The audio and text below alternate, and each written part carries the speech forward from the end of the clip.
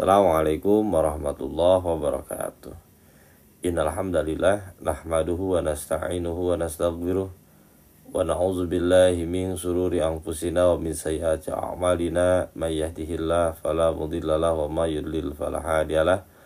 Asyhadu an la ilaha illallah wahdahu la syarika lah wa asyhadu anna sayyidana wa nabiyyana Muhammadan abduhu wa rasuluhu la nabiyya ba'dah. Allahumma sholli ala nuril anwar wa siril asrar wa tiryakil agyar wa mirtahi babil asar Sayyidina wa maulana Muhammadinil muhtar wa alihi athar wa ashabihil ahyar adada ni'amillahi wa ibtalih, amma ba'd.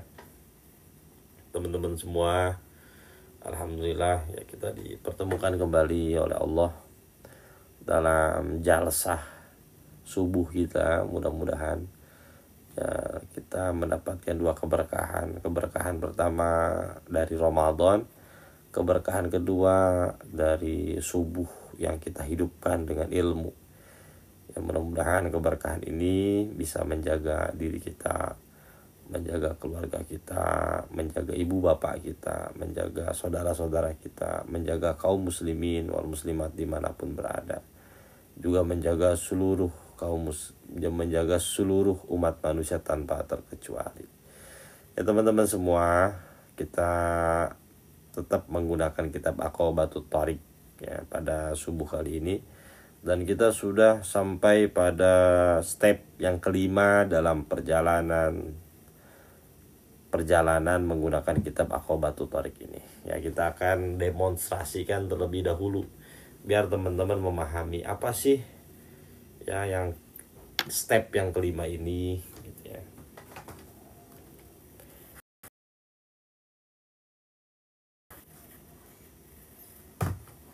Bentar ya teman-teman, saya cas dulu handphonenya.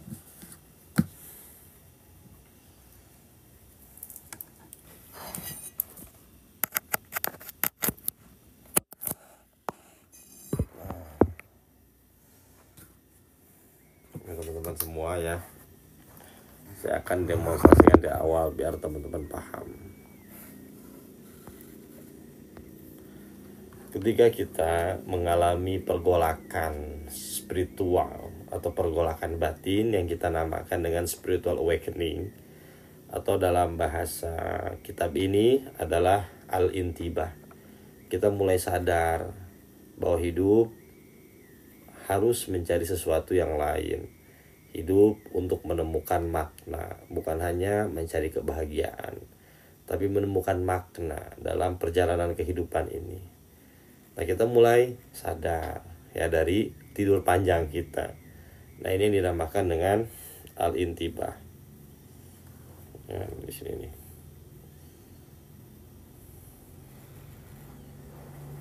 Kelihatan nggak? Nah, ini dinamakan dengan Kak Abu, Damang Kak Abu. Nah, ini dinamakan dengan al-intibah.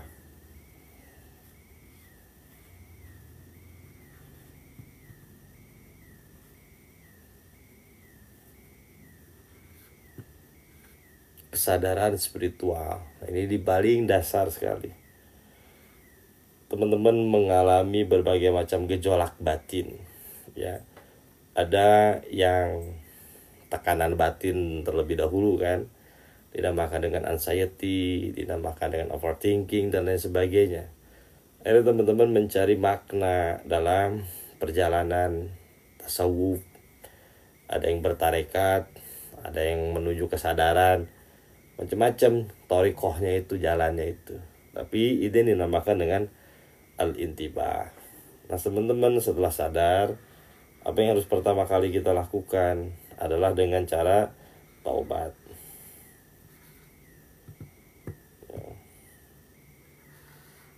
Nah, taubat untuk apa? Membersihkan luka di masa lalu kita, membersihkan sesuatu yang harus kita bersihkan. Terkait apa? Terkait kesalahan-kesalahan kita. Jadi kita mengurai kembali perjalanan kita, baik secara hablu minallah ataupun hablu minannas. Nah, ini dinamakan dengan taubat. Ini adalah step pertama. Setelah teman-teman taubat, apakah cukup? Enggak teman-teman. Teman-teman harus apa? Ngaji. Nah, ngaji, tolabul ilmi, al ilmu. Ini step kedua nih.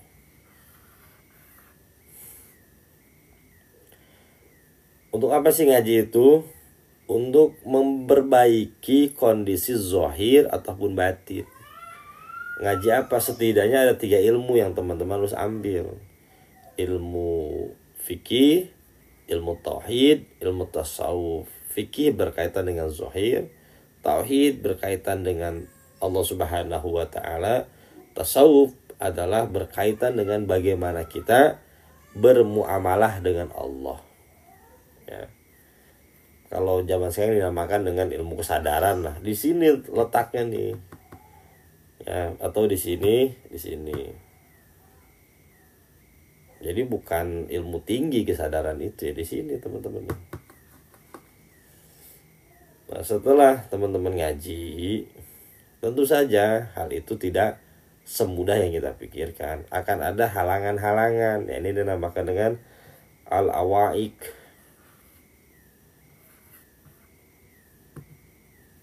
Nah, ini adalah step ketiga. Jadi jangan heran ketika kita mulai memperbaiki diri, mulai mengaji kok halangan makin banyak. Dan memang di sini gitu ya. Ini ada 4, ada dunia, setan, makhluk dengan nafs. Sudah kita bahas juga teman-teman ya. Lalu yang keempat nih. Apa yang keempat? Ya, ini adalah halangan berupa permen ya. Al-awarid. Ya, halangan berupa permen. Sesuatu yang membuat perjalanan kita terhenti. Berupa rizki, berupa apalagi itu kemarin, berupa asyadaid, ya, kekerasan dalam hidup, penderitaan kehidupan. Ini yang sering membuat kita mundur kembali ke sini nih. Capek berjalan spiritual, ngaji segala macam nggak ada hasilnya. Teman-teman mundur ke belakang. Padahal teman udah nyampe ke posisi keempat ini. Nah, kita akan bahas posisi kelima. Apa itu posisi kelima? Teman-teman gini aja. Nah, posisi kelima itu apa? Karena nggak muat, kecil ini. Nah, yang kelima adalah al-bawa'is. Ini akan kita bahas.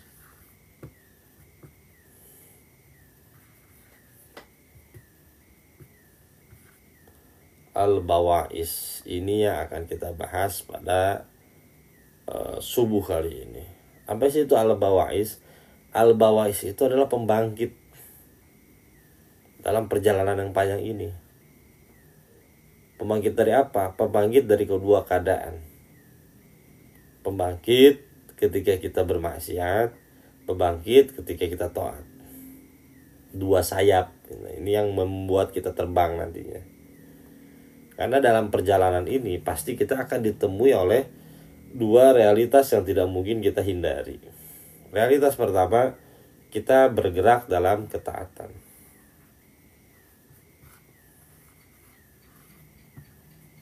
At-ta'at namanya, ketaatan, kebaikan.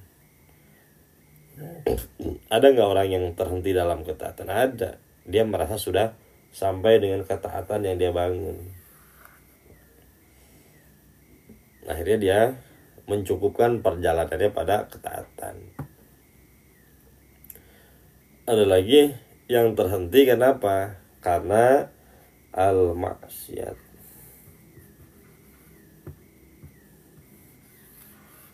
Begitu dia nyampe sini, yang ditemukan adalah maksiat.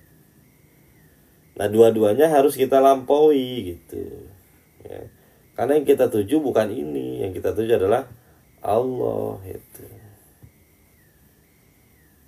Dari sekarang saya akan kasih tahu gitu. Karena teman-teman pasti dihadapkan oleh dua ini. Kalau enggak maksiat, ya taat. Tapi jangan berhenti pada ini. Karena ini memang harus kita laluin untuk menemukan Allah Subhanahu wa taala. Kalau teman-teman terhenti di sini ya udah jadi pesoleh aja. Tidak menjadi al-alim, al-alamah, al-arif billah. Tapi hanya jadi at-ta'at. ya, taat, orang taat aja, orang baik gitu ya. Ataupun terhenti di sini karena maksiat, akhirnya kita diam. Wah, kayaknya udahlah, saya percuma dalam berjalan tarekat ini, tasawuf ini, dalam spiritual ini, saya nggak pantas karena saya banyak maksiat. Akhirnya teman-teman terjebak pada apa? Terjebak pada keputusasaan gitu ya.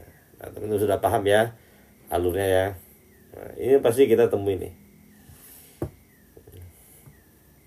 Nah, jadi orang baik aja nggak cukup gitu ya.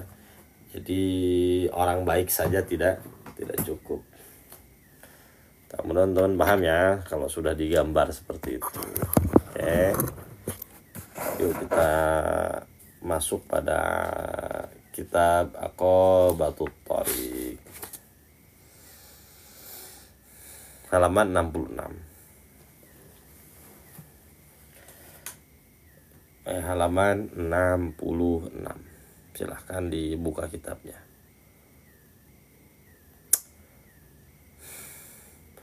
Qala syaihinal khiram, ma huwal ba'is? Al-bawa'isu huwa. Al-bawa'is itu adalah jam'u ba'isatan, jamak dari ba'isatan. Nah, nanti saya tulis dulu ya. Teman-teman udah beres ya? Udah paham ya? Oke, saya hapus dulu ya.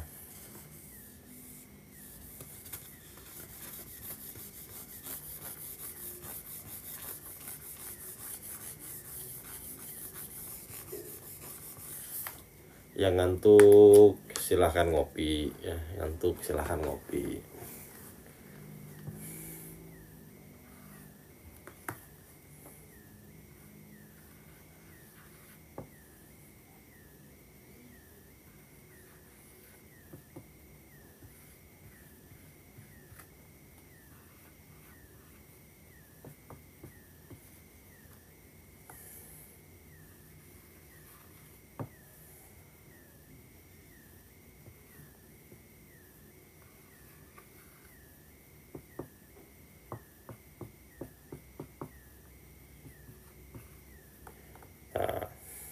Boleh ngopi Ustadz.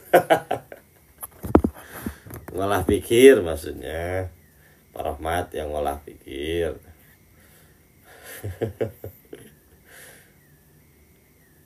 Digumur aja. Digumur aja. Nah, al-bawa'is jama dari ba'isatan. Apa itu ba'isatan? Wahya al-isyaratu, al-isaratu.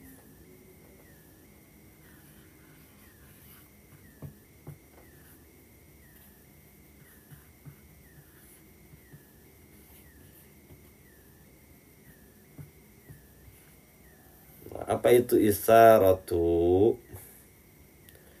Isaratu adalah gairah ya. Gairah yang membuat kita terus menerus bergairah dalam perjalanan ini. Jadi al-bawa'is adalah gairah yang menyebabkan kita terus menerus berjalan dalam perjalanan ini, yang membuat kita tidak pernah diam, terus berjalan gitu. Nah, wal maksudu minal bawa'isi, dan dimaksud dengan al-bawa'is adalah fi hajil aqobah, dalam perjalanan ini, dalam undakan ini adalah al-aqobatul khamisatib, dalam undakan kelima ini, al-isaratu alal khairi wa ta'ati bil istish'aril akhawfi war raja'i, ya, adalah gairah dalam kebaikan dan ketaatan, bil bistis'ari, dalam bingkai kesadaran, al khaufi war raja. Jadi al isaratu ini adalah yang dinamakan dengan al khaufu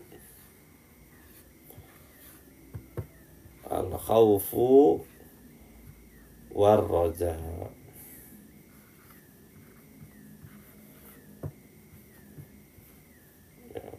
Nah, ini nih yang membuat kita bergairah dalam perjalanan ini. Ini adalah dua sayap yang kita kepakan untuk terus-menerus berjalan menuju Allah. Karena teman-teman semua, ya, kalau kita hanya khauf saja, akhirnya kita menjadi apa? Menjadi fatalism. Atau kita roja. Nah, kalau zaman sekarang tuh lebih banyak orang-orang yang roja nih.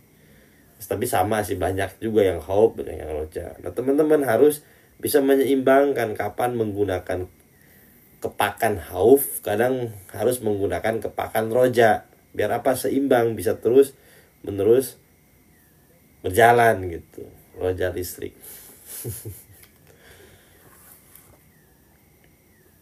Kalau teman-teman hanya khauf saja, akhirnya minder. Roja-roja cemas. Minder jadinya, tidak gairah, tidak semangat gitu dalam perjalanan spiritual. Kan Indonesia oleh ketakutan. Ya, khauf itu ketakutan, roja harapan. Takut dan harap. Kapan kita menggunakan kepakan khauf?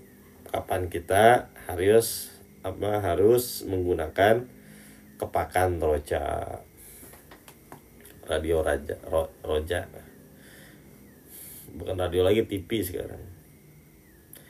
Nah, dua-duanya harus kita gunakan.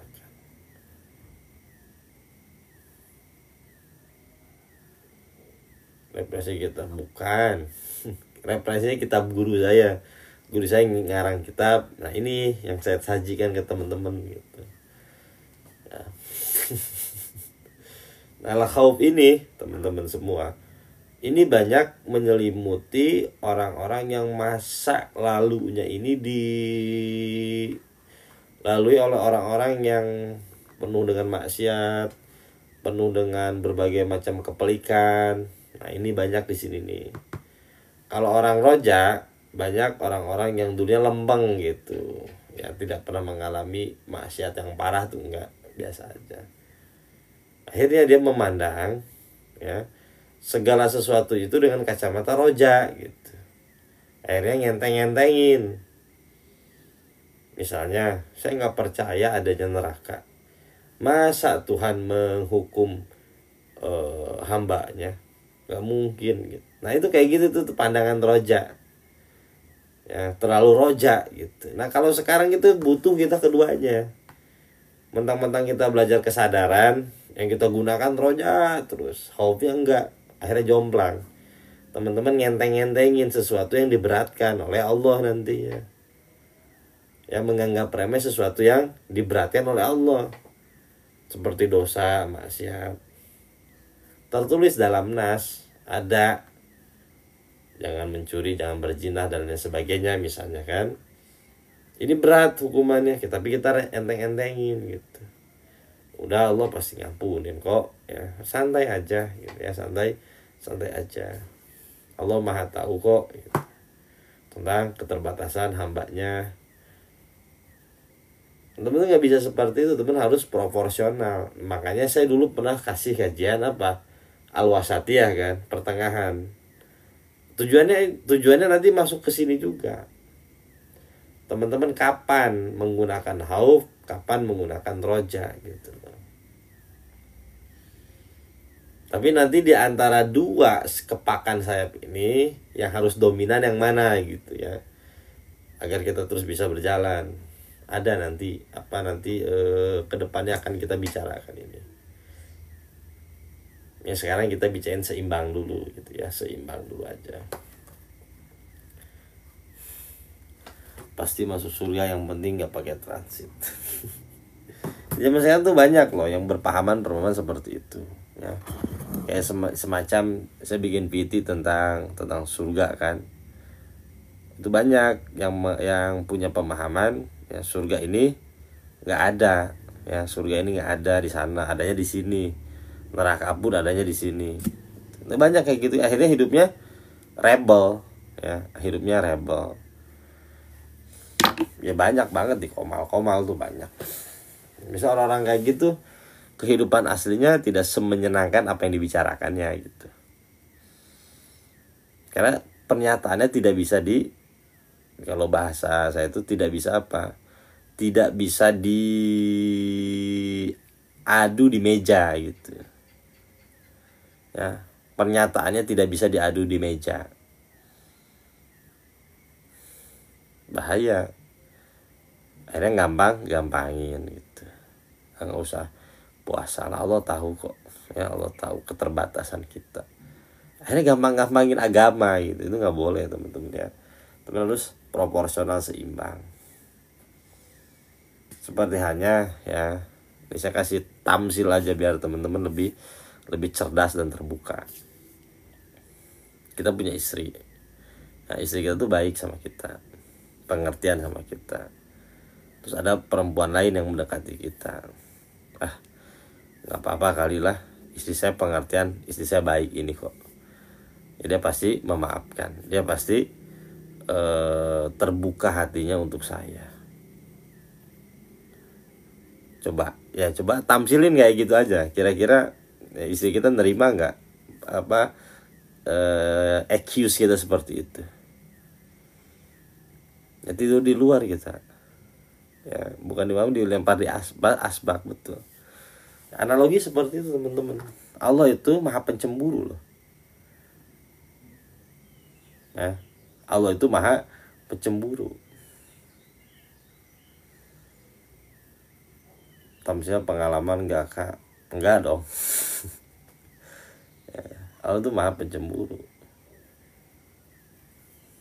Nah, ini banyak dienteng-entengin, merasa sudah makrifat. Makrifat apa sih? Yuk kita ngobrol makrifat kayak yang benar tuh kayak gimana sih gitu. Teman-teman, nih saya kasih tamsil lagi. Sesuatu yang penting terkait bangsa, terkait negara, bisa nggak diobrolin di tempat warkop? Bisa nggak? Sesuatu yang urgent banget mengenai negara, bisa nggak diobrolin di tempat warkop dalam kondisi terbuka? Kira-kira mungkin nggak tuh? Nggak mungkin kan? Bisakah kita membicarakan Tuhan di forum yang semuanya tuh ngaco semua, dengan merasa sudah nyampe semua, nggak ada adab, tidak ada batasan?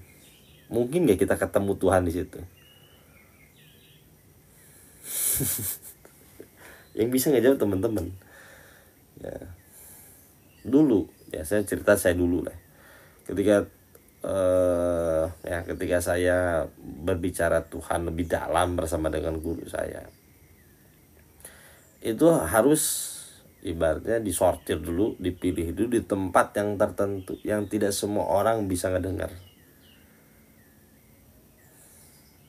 Ya. Baru ngobrolin Tuhan dengan adab yang tinggi, dengan kesiapan yang tinggi, baru kita ngobrolin Tuhan. Dan udah pernah ketemu guru saya. Apakah ketika saya bertemu dengan guru saya ngobrolin Tuhan? Enggak, ngobrolin yang lain teman-teman.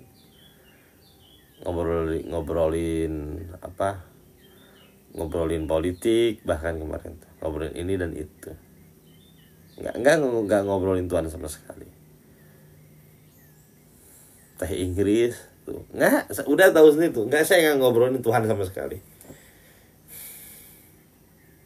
Ayo berpikir cerdas. Ayo bangun kesadaran tentang ketuhanan dengan adab yang tinggi, teman-teman ya.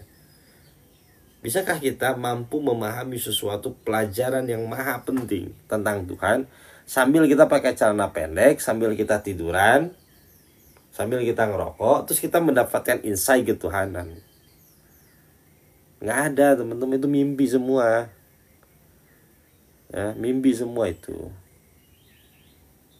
Ayo kalau mau bicara Tuhan pakai adab. Kita berbicara Tuhan dengan menggunakan syariat, dengan menggunakan kesiapan, dengan menggunakan mujahadah teman-teman. Baru di situ teman-teman akan menemukan insight tentang ketuhanan. Dan teman bisa merasakan langsung kan ketika ngaji pakai adab seperti ini kan. Ada insight yang masuk tek.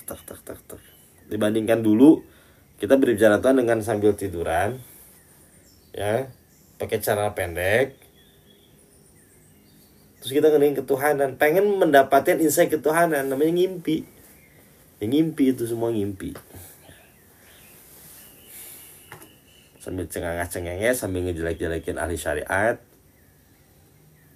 nggak bakal ketemu apa-apa.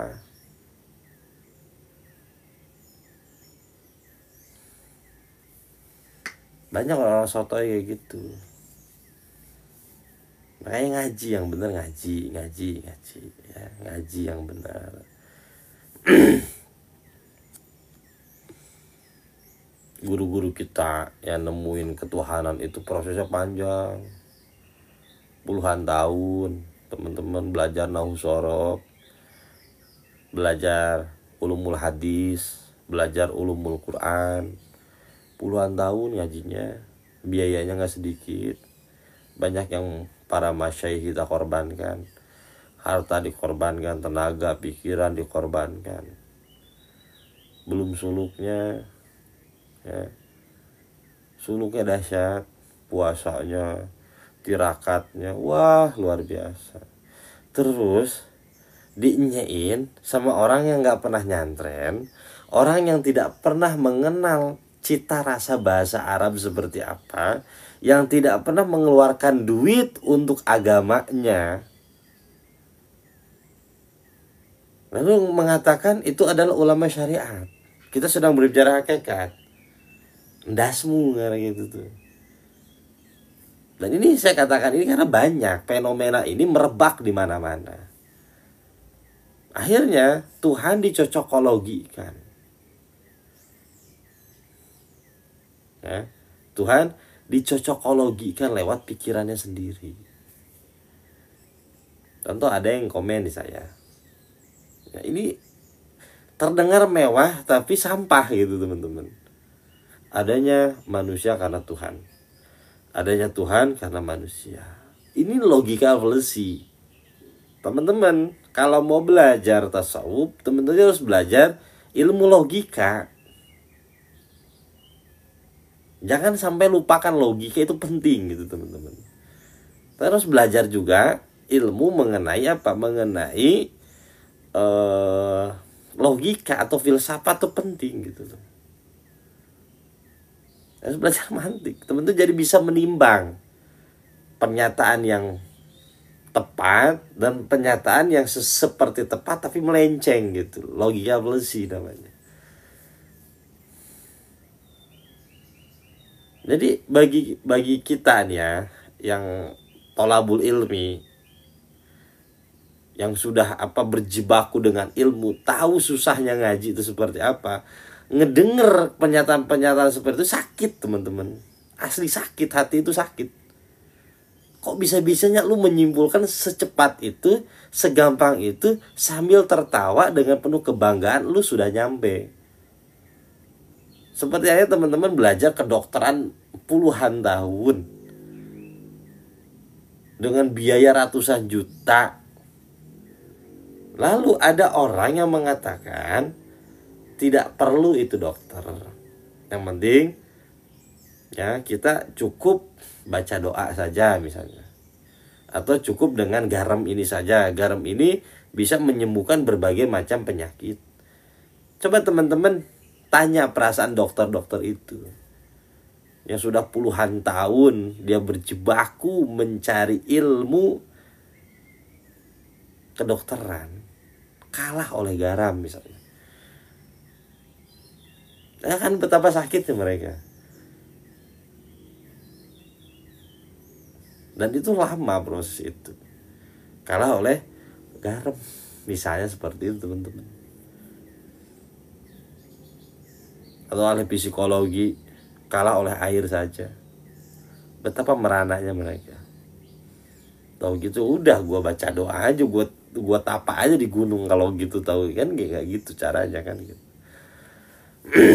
Nah, ini saya katakan kenapa? Karena ini merebak, pemahaman ini merebak. Gampang-gampangin.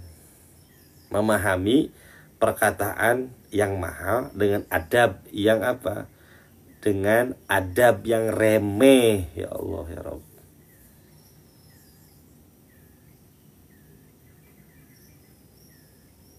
Modal apa? Modal googling doang. Ya Allah ya Rabb. Ngaji yang benar, teman-teman, ngaji yang benar. Nanti teman-teman tahu cita rasa ilmu itu seperti apa.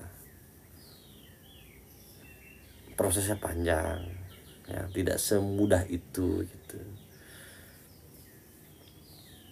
Banyak orang-orang sotoy ya, yang apa namanya, ngegampang-gampangin gitu. Zaman sekarang tuh banyak banget.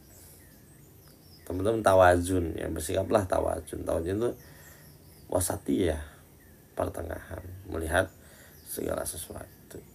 Saya itu nggak berani ngomongin politik, ngomongin kedokteran, ngomongin hukum, karena tahu batasan diri saya. Saya nggak belajar hukum, saya tidak belajar politik, saya tahu batasan. Tapi zaman sekarang, ya, dengan informasi yang terbuka seperti ini, seolah-olah semua orang boleh membicarakan agama gitu, dengan endasnya masing-masing, dengan pendapat saya. Agama itu bukan pendapat endasmu, ya, kalau Allah, kalau Rasulullah, yang diambil melalui apa, mata rantai sanad.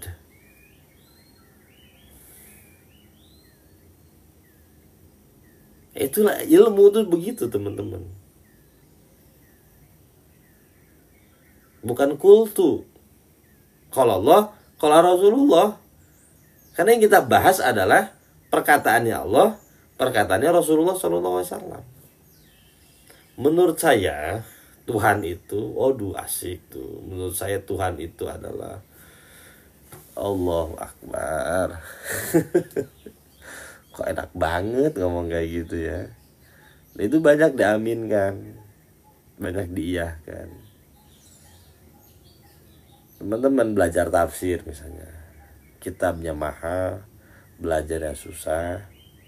Lalu ada orang yang menafsirkan Quran dengan seenaknya, bahwa manusia itu, ya, mengalami reinkarnasi. Ada di Islam dalilnya.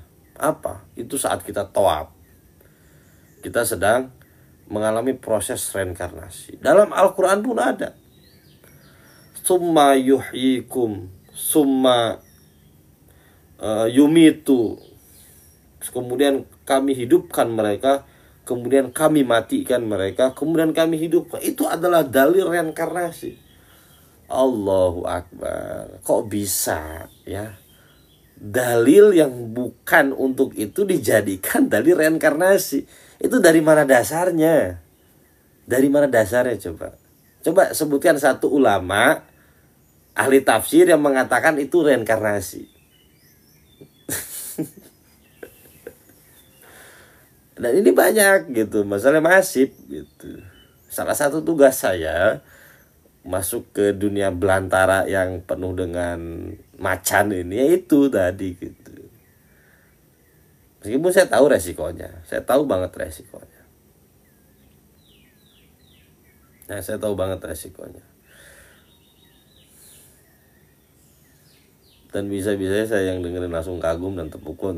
Iyalah, pasti mewah pendengaran, karena intonasinya intonasi meyakinkan gitu.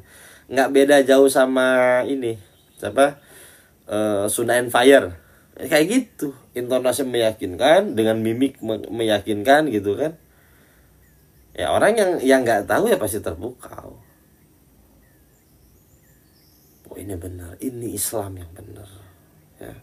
Ini Islam yang selama ini saya cari-cari. Allahu Akbar. Ya, orang terhipnotis. Ya, orang terhipnotis pasti.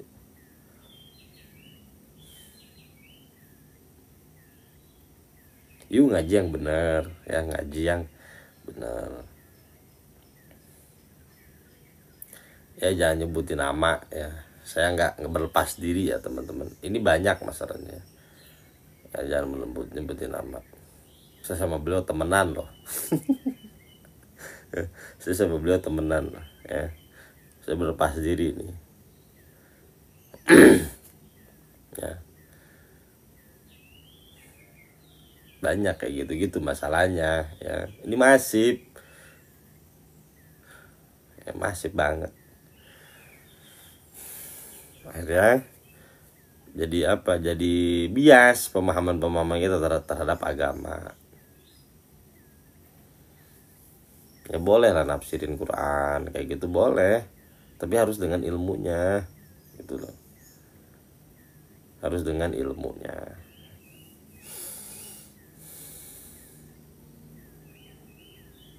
Oke teman-teman, kembali ke materi.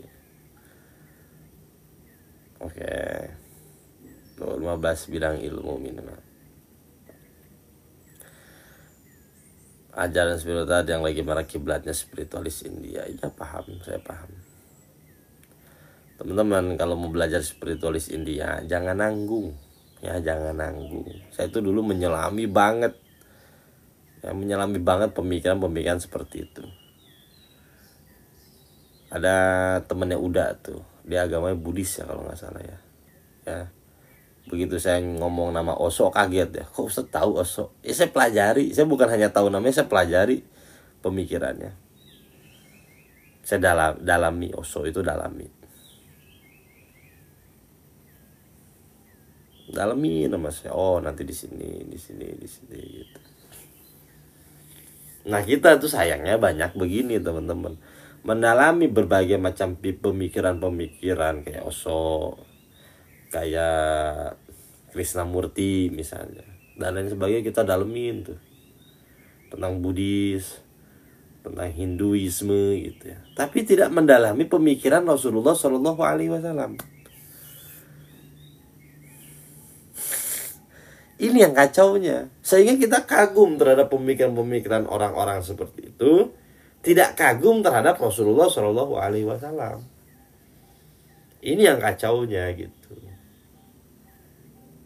Akhirnya kita lupa terhadap Rasulullah Shallallahu Alaihi Wasallam.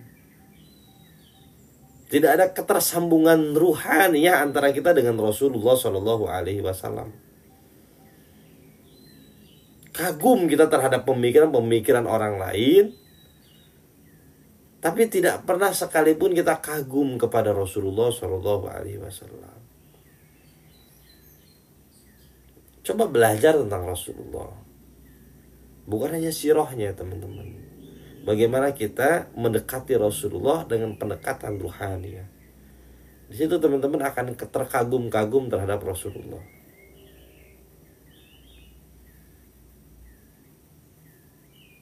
Di situ teman-teman akan terhenyak kaget terhadap pemikiran-pemikiran gemilang dari Rasulullah Shallallahu Alaihi Wasallam.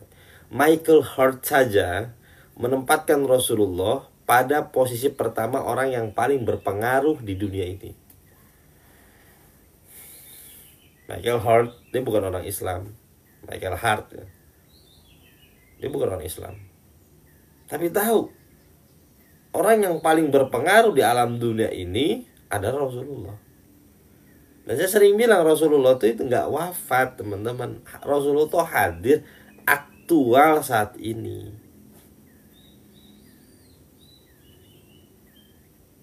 Apa pemikirannya, sunnahnya, kita bisa dekat seperti ini ya karena berkah Rasulullah, diikat oleh kesamaan, yaitu la ilaha illallah. Akhirnya kita kurang akrab terhadap Nabi kita sendiri, lebih akrab dengan orang-orang seperti itu gitu. Akhirnya menjadikan apa? Menjadikan kita tidak bangga terhadap agama kita sendiri.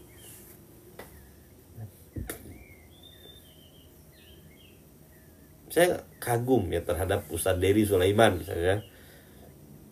Berapa banyak artis-artis terkenal yang diislamkan oleh beliau. Terakhir Bobon Santoso tuh ya, Bobon Santoso, terus siapa lagi yang kemarin tuh Dr. Richard yang diislamin sama beliau tuh kan ya, luar biasa kan, banyak tuh yang artis terkenal yang diislamkan sama beliau. Akhirnya berpikir, ini lebih hebat mana sih orang yang ngomong toleransi, orang ngomong kebijaksanaan kayak gitu-gitu dibandingkan dengan beliau gitu.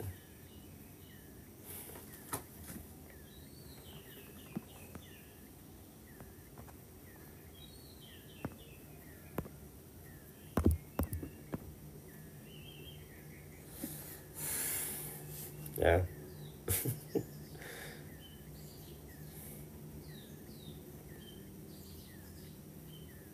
Itu kan kagum itu terhadap beliau nih. Wah, luar biasa ternyata dakwah itu. Ya kalau semua agama sama temen-temen nih, semua agama sama nih, perlu nggak orang masuk ke Islam? Zaman Rasulullah dulu, dengan zaman Rasulullah, udah nggak usah masuk Islam kamu, udah agama kamu terbaik juga, kan nggak begitu konsepnya teman-teman ya. Ada kesamaan yang harus kita samakan, ada perbedaan yang harus kita bedakan, itulah adil namanya. Nah, itu adil namanya.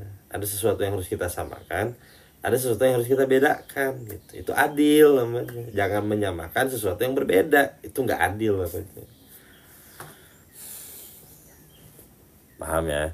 Jadi kayak gitu. Nah, kita masuk ke materi kita ya, teman-teman semua ya. Cerdas-cerdaslah dalam perjalanan ini. Jangan ambil comot sana comot sini. Jangan ambil comot sana comot sini. Jadi kita masuk kepada pembahasan kita di halaman 67. Al-khawfu. Apa sih itu al-khawf? Al-khawfu fima sadadnahu laisal jubnu walakin bima'nal khasyah. Al-khawfu bima sadadna, yang kami maksudkan laisal jubnu, bukanlah takut atau bukanlah pengecut. Ya, jadi al-khawfu di sini bukanlah pengecut. Walakin, akan tetapi, bima'na al-khasyah, akan tetapi maknanya adalah khasyah. Apa itu khasyah? Khasyah itu contohnya begini ya. Kita mengagumi seseorang. Ketika kita di dekatnya, kita tidak lagi bisa berkata-kata. Apakah itu takut? Bukan takut, namanya segan. Jadi khasyah itu adalah segan. Bukan takut tapi segan. Kenapa? Karena kita terlalu mengagumi seseorang tersebut. Yuk kita lihat ya. Jadi ada 3 makna ya. Khasyah itu ada mempunyai tiga makna di sini.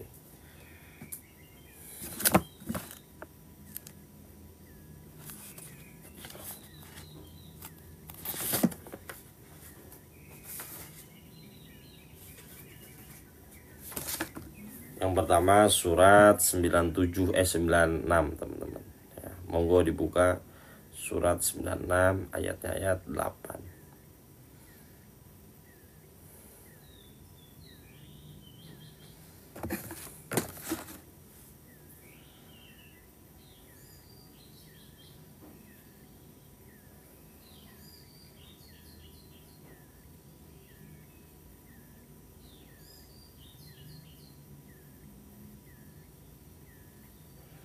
Al-Bayyinah ayat 8. A'udzu billahi minasyaitonir rajim. Bismillahirrahmanirrahim.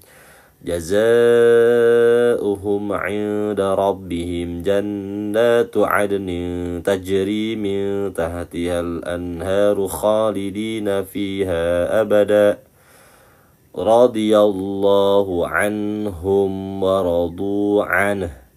Dzalika liman khasyiya rabbah. Jazaa'uhum, itulah balasan bagi mereka.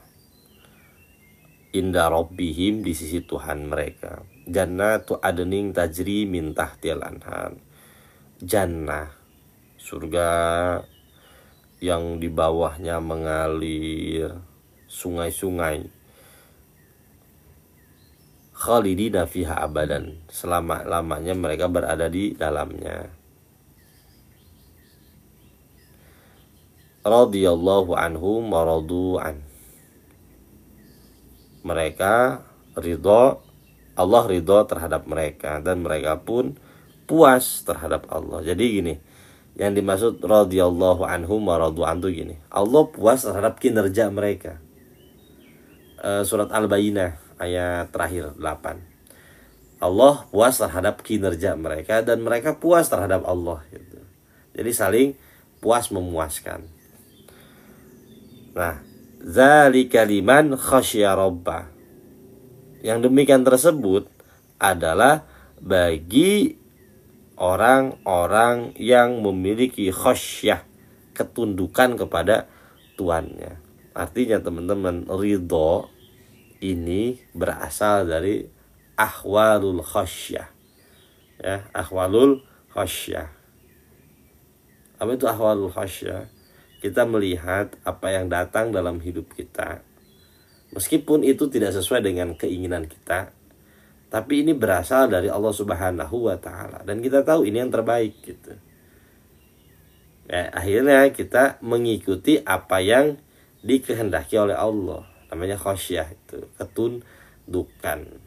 Disuruh ini mau, disuruh begini mau, namanya khasyah itu. Nah, itu mana yang pertama. Nah, kita sekarang buka surat 2 teman-teman ya. Al-Baqarah ayatnya ayat 40. Nah, bentar ya, saya tulis lagi tuh. Karena tadi spidol, saya suka lupa naruh spidol.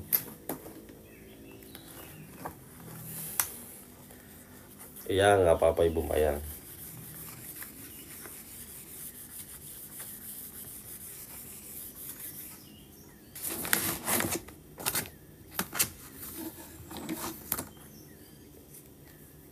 Elvanstein itu siapa sih? Nama ini siapa? Coba teman-teman jangan pakai nama aneh-aneh tuh. Nama yang dikasih orang tua aja gitu. Jadi al-khauf nih ya. Al-bawa itu kan 2 nih.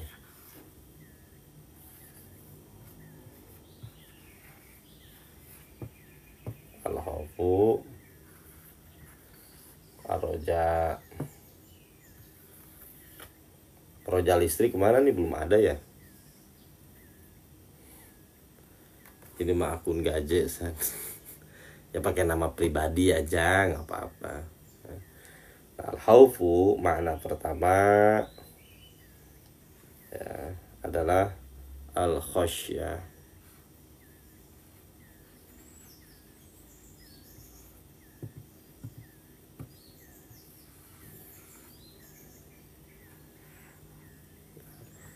Tadi kita bahas ya, al-khasyah itu memang samcong. Kalau itu tahu Kak Adit gitu.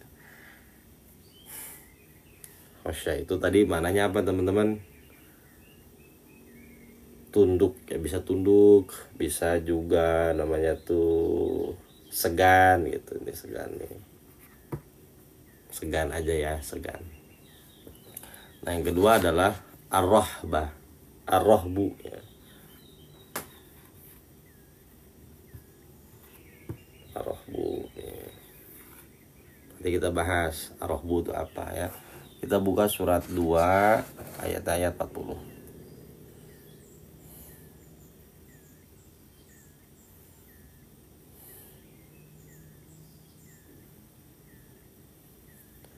A'udzu billahi minasyaitonir rajim. Bismillahirrahmanirrahim. Ya bani Israil adhkuru ni'mati allati an'amtu 'alaikum wa awfu bi ahdi ufi bi ahdikum wa iyaya farhabun. Yuk kita lihat maknanya. Ya bani Israil, wahai bani Israil, Udhkuru, ingatlah kamu semua ni'mati allati an'amtu alaikum, terhadap nikmat-nikmatku yang telah aku berikan kepada kalian semua. Wa aufu bi ahdi ufi bi ahdikum, dan penuhilah janjimu kepadaku, niscaya aku penuhi janjiku kepadamu, dan takutlah kepadaku saja. Jadi farhabun ya, Jadi farhabun artinya selain segan ya, khosyah segan adalah nah, di sini tunduk ya. Ar-rahbu lebih kepada ketundukan. Bahwa apapun yang kamu lakukan harus tunduk kepada apa yang telah aku berikan gitu. Nah, satu lagi nih teman-teman ya. Ini makna khauf satu lagi nih. Sini aja dengan cukup dengan awil wajali ya, al wajalu.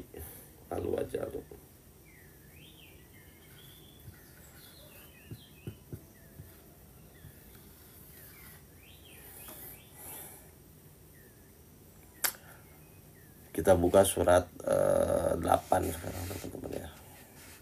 Al-Anfal ayatnya ayat 2. A'udzubillahi minasyaitonirrajim. Bismillahirrahmanirrahim. Innamal mu'minuna alladzina idza dzukirallahu wajilat qulubuhum wa idza tuliyat 'alaihim ayatuhu zadatuhum imanan wa 'ala rabbihim yatawakkalun. Innamal mu'minuna, sesungguhnya. Jadi inama ini saya perkenalkan teman-teman ya. Ketika dalam Quran nih ada bahasa inama ya. Ada kata-kata inama. Inama itu adalah dalam konteks sorof nahu li faidatul hasr. Apa yang dinamakan dengan li faidatul hasr adalah mengepung makna. Jadi inama artinya adalah hanya saja gitu ya, hanya saja orang-orang mukmin gitu. Nggak lepas dari ini nih mukmin itu. Siapa mereka? Iza dzukirallahu wajilat qulubuhum. Apabila dzukirallah dizikirkan kepada mereka nama Allah, wajilat qulubuhum. Nah, kita bahas nih wajilat al-wajalu. Wajilat qulubuhum, hati mereka bergetar hebat. Kenapa? Mengingat tentang keagungan Allah Subhanahu wa taala. Jadi wajilat di sini ya adalah bergetar. Kenapa? Karena diselubungi oleh khosyah itu tadi gitu. Nah, dari sini kita teman-teman paham ya bahwa al-khauf artinya segan, al-khauf artinya adalah tunduk, al-khauf artinya adalah bergetar. Ini al-khauf nih ya. Wa idza tuliyat alaihim ayatu zadatuhum imanan wa ala rabbihim yatawakkalun. Apabila dibacakan kepada mereka ayat-ayat kami, zadatuhum imanan, iman mereka nambah. Wa ala rabbihim yatawakkalun, kepada Tuhanlah mereka bertawakal. Nanti insyaallah ayat ini akan kita bahas panjang lebar terkait dengan zikir ya. Cuman bukan saatnya kita bahas itu gitu. Ini hanya pemaknaan dari khauf itu tadi ya. Nah, dari sini kita mudah-mudahan dapat faidah yang banyak teman-teman ya.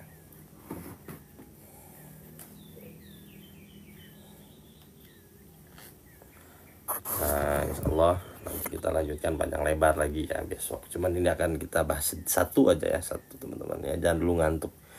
Wa mal khaufu fa innama yajibu attizamuhu li amrayni. Iltizamuhu li amrayni. Nah, ketika kita sudah memahami makna khauf ini teman-teman, maka akan mengakibatkan konsekuensi logis dalam diri kita. Jadi iltizamuhu itu, jadi iltizam itu ada komitmen yang kuat dalam diri kita untuk apa? Untuk memegang dua hal. Yang pertama ya, apa itu? Al-zazru anil ma'asi, menyebabkan diri kita menahan diri untuk tidak maksiat. Mangga teh, silahkan kita sama-sama belajar. Menahan diri untuk tidak maksiat. Jadi teman-teman, kalau kita sudah mencapai yaitu tadi itu al-khauf, otomatis kita akan menahan diri untuk tidak bermaksiat, untuk tidak melakukan sesuatu yang dilarang oleh Allah gitu. Itu konsekuensinya. Jadi ketika kita ma'rifah kepada Allah, konsekuensinya apa? Konsekuensinya kita tidak akan melakukan apa yang dilarang oleh Allah. Ketika kita mencintai pasangan kita, otomatis kita tidak akan melanggar rambu-rambu yang sudah dibatasi oleh pasangan kita gitu. Kalau kita masih melanggar, artinya cinta kita cuman omon-omon saja, tidak ada pembuktian di dalamnya gitu. Itu yang pertama tuh. Jadi kita memahami ya. Nah, fa inna hadhihi nafsal amarata bisu'i mayalatun ila syarri tamahatun ilal fitnati fala tantahi an dzalika illa bitahwifin. Karena sesungguhnya nafsu amarah yang selalu mengajak kepada keburukan, mayalatun itu lebih cenderung ila syari kepada keburukan, tomahatun dan gandrung ilal fitnati kepada stimulus-stimulus yang dihasilkan oleh nafsu itu tadi. Fala tantahi, maka tidak bisa dicegah nafsu amaratun bisu itu anjalika dari demikian tersebut ila bitakhwifin, kecuali dengan ditakhwif, yaitu diintimidasi. Nanti teman-teman saya ajarin untuk cara mengintimidasi nafsu ya. Namanya kalamun nafs ya, nanti teman-teman saya ajarin nih. Jadi bagi kita yang susah banget ninggalin maksiat, nanti saya ajarin ada yang dinamakan dengan kalamun nafs. Jadi kalamun nafs ada dua ya. Ada kalamun nafs minal malaika. Nanti ini fungsinya untuk apa? Untuk khotorot yang bagus yang bisa kita catat, yang saya pernah bilang kan, teman-teman beli buku gede untuk pencatat. Nah itu nanti beda lagi. Nah itu kalau untuk sekarang adalah kalamun nafs yang kita tohok ya untuk diri kita sendiri. Jadi kita diskusi, dialog dengan diri kita sendiri. Jadi pertanyaan-pertanyaan mendasar yang membuat nafsu kita tuh jadi tertohok gitu. Kalau kita berani menohok diri kita sendiri gitu ya. Nanti ada pelajaran di sini nih. Insya Allah nanti kita akan bahas panjang lebar ya ini. Yang namanya kalamun nafs. Teman-teman dialog dengan diri teman-teman sendiri. Jadi saya punya uyut ya, Mama Agan Ahmad yang sering saya al-fatihain kalau sebelum ngaji itu. Nah beliau punya kitab.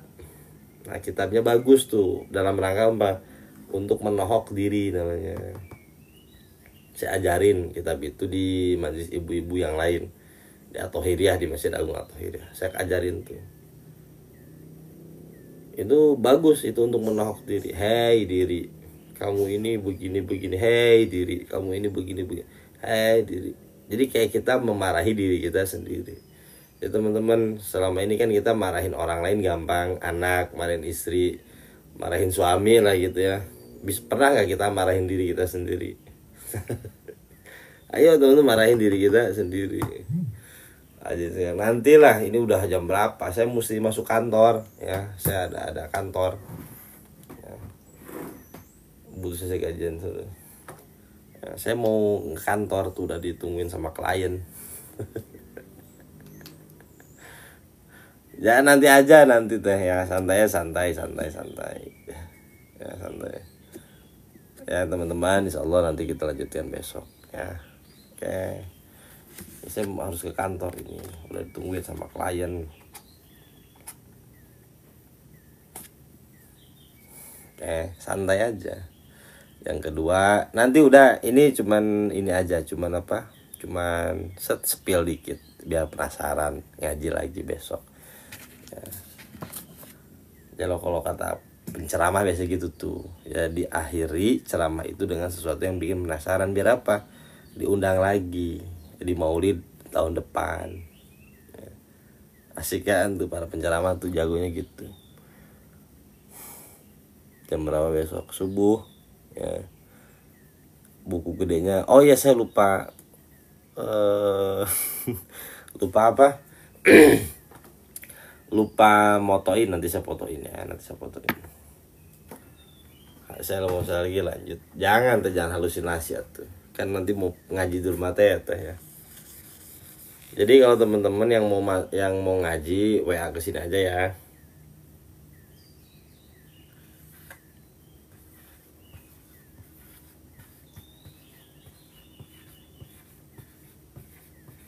Tuh. Halusinasi bikin ubur. Oh, siap. Request Abah Tito itu mah.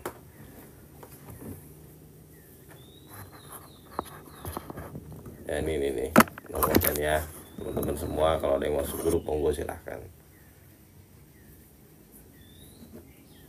0838 733 44369. Silahkan di screenshot nanti WA, nanti saya masukin ke grup. Ngaji di Tajur Halang kapan? Saya mau ajak Abah itu jualan. Enggak, beliau nggak cocok deh.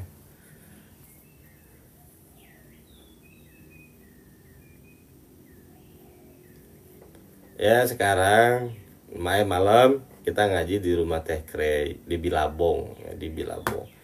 Bagi yang rumahnya di Bogor, yang beliau pemas, yang Jabodetabek, ayo mampir kita ngaji bareng-bareng di rumahnya Teh Krey. Ya.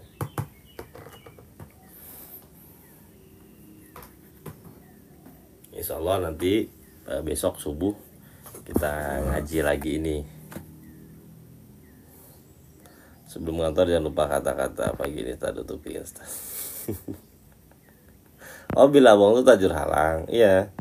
Sekarang kita ngaji di Tajur Halang, Ya datang Kang Imam ya. Buat ngimamin sholat kita nih.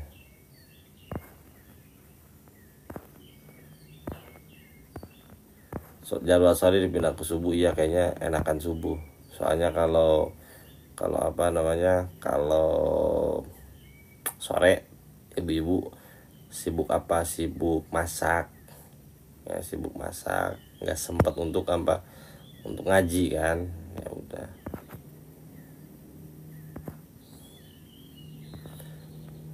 Bang Peri mudah-mudahan datang ya basket 3 point.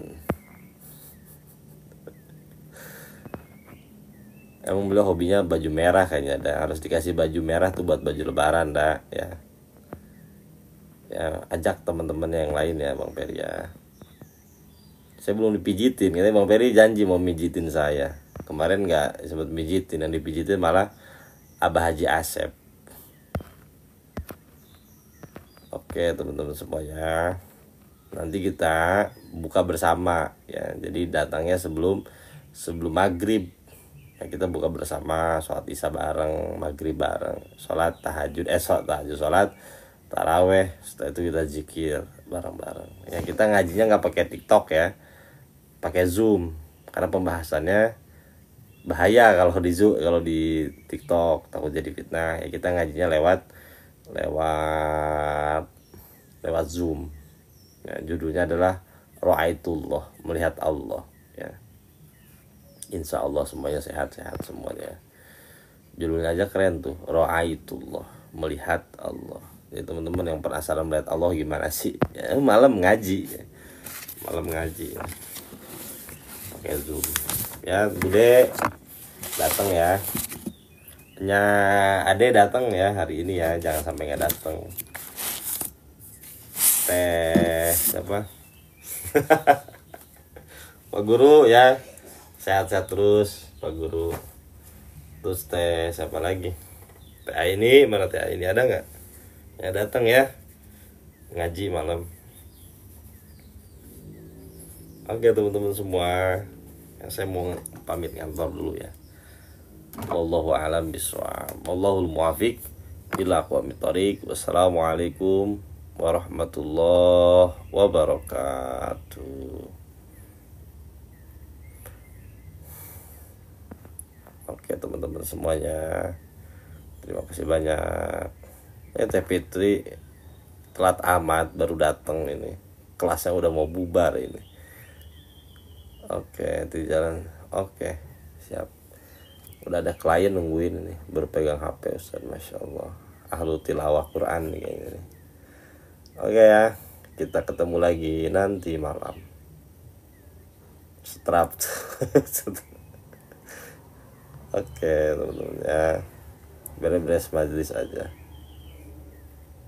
Oke ya,